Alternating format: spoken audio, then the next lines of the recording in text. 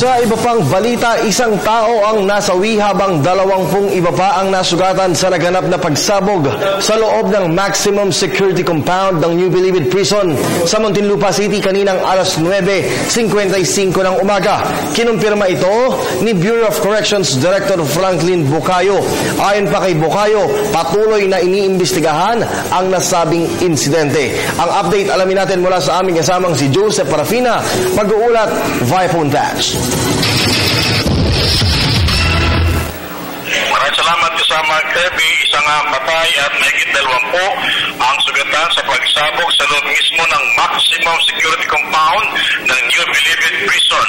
Ayon sa panayam po kay NBP OIC Superintendent Richard Swaskov, alas 9 mahigit ng umaga na maganap nga nasabing pagsabog na matinding iniimbestigahan ngayon ng mga tauhan ng NBP.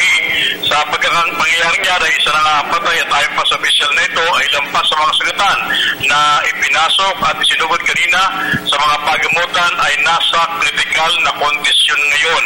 Yan po ang pagkakaulat ni Superintendent Swaskov. Naganap po ang pagsabog sa Building 5B ng mismong loob at ito ay sa grupo ng mga komando. Hindi pa po batid kung ano ang sumabog pero critical at initial na pagsiyasat ay lumalabas na granada ang pinasabog nito. Lalo naman pong nagigit ang mga taga-NBP sa nasabing pangyayaring ito dahil baka maulit pa kaya napakatindigin ng security